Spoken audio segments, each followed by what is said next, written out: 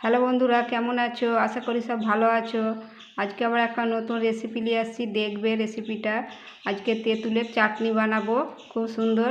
এই গরমকাল আসছে, সবাই খেতে চাইবে, ছোট বড় সবেরই পছন্দ হবে। টক ঝাল মিষ্টি সব থাকবে, এরকম করে বানিয়ে দেখবে, খুব ভালো লাগে খেতে। তার জন্যে কী কী নিয়েছি দেখো।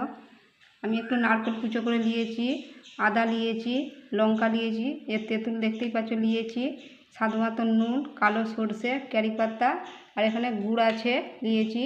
চলো তাহলে দেখবে কেমন করে বানাচ্ছি, ভিডিওটা পুরো দেখবে। আমি এই তেঁতুলটা পানিটা একটু ভিজিয়ে দিচ্ছি, ভেজাতে দিয়ে দিচ্ছি। এই কড়াটা বসেছি, এই কড়াটা একটু নারকেলটা একটু ভেজে নেব তেল দিয়ে দিয়েছি একটু। নারকেলগুলো হালকা করে ভেজে নেব একটু। খেতে খুব টেস্টি হয়, একবার বানিয়ে দেখবে।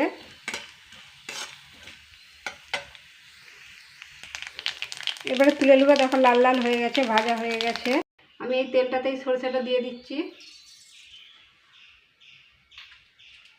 লঙ্কাগুলোও দিয়ে দিচ্ছি। এটা ভালো করে একটু ভেজে নেবো।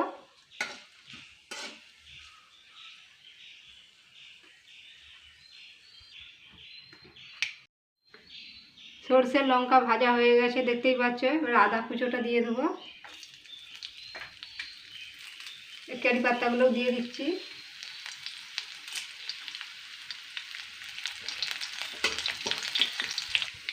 এগুলো ভাজা হয়ে গেছে, দেখতেই পাচ্ছ। এখানে বেশি ভাজিনি, কিন্তু আদাগুলো এমনি একটু নেড়ে দিচ্ছি। দিয়ে গুড়ের পানিটা দিয়ে দেবো।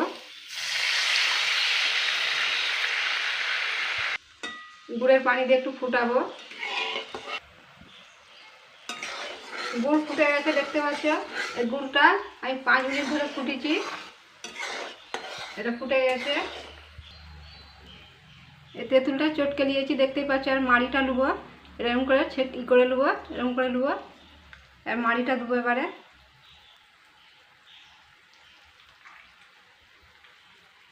তেঁতুলটা ঢেলে দিচ্ছি, মাড়িটা এটা ধুয়ে দিয়ে দেবো। আর পানিটাও, বাটিটা ধুয়ে আর পানিটাও দিয়ে দিচ্ছি। এবার একটু নুন দিয়ে দিচ্ছি স্বাদ মতন।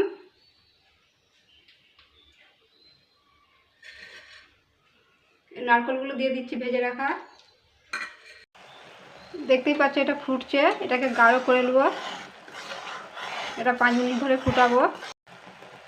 যে কোনো অনুষ্ঠান বাড়িতেও বানানো যায়, খুব ভালো হয় খেতে এগুলো, একবার বানিয়ে দেখবে। এটা হয়ে গেছে। এটা কিন্তু তেঁতুল দিয়ে লাগতে হবে, নাহলে নিচে বসে যাবে। এই দেখো হয়ে গেছে। এটা ঠান্ডা হয়ে গেলে গাঢ় হয়ে যাবে। এই দেখো হয়ে গেছে এটা। এটা এবার নামিয়ে নেব। এটা নামিয়ে দিচ্ছি। তাহলে তোমরা বুঝতে পারবে এটা গাঢ় হয়ে গেলে একটু চ্যাটচ্যাটে ভাব চলে আসবে, তখনই নামিয়ে দিতে হবে। আমি যে চাটুয়ে লাড়ছি, মনে হচ্ছে যেমন চ্যাটচ্যাট করছে, চাটুটাই একটু এরকম নামিয়ে দিতে হবে। গ্যাস বন্ধ করে দিয়েছি। তোমরা পারলে পাতাগুলো, কারি পাতাগুলো ফেলে দিতে পারো, আমি ফেলবো নি, এতেই থাকবে। আর গন্ধটা ভালো বেরাবে, আর সাথে মিশ খেয়ে যাবে, ওই জন্য ফেলবো নি। তোমরা পারলে ফেলে দিতে পারো। এটা তাহলে ঠান্ডা হোক। দেখো বন্ধুরা, ঢেলে নিয়েছি। দেখো কত গাঢ় হয়ে গেছে, কত সুন্দর। এরকম করে বানিয়ে দেখবে, খুব সুন্দর লাগে খেতে। আমি কিন্তু এটা এরকম কাঁচের বোতলে রাখবো। এটা অনেক দিন থাকবে কাঁচের বোতলে রাখলে, এই বোতলটাই রাখবো। ভিডিওটা যদি ভালো লাগে লাইকও করে দেবে, শেয়ারও করে দেবে। সবাই ভালো থাকবে, আবার অন্য ভিডিওর সাথে দেখা হবে।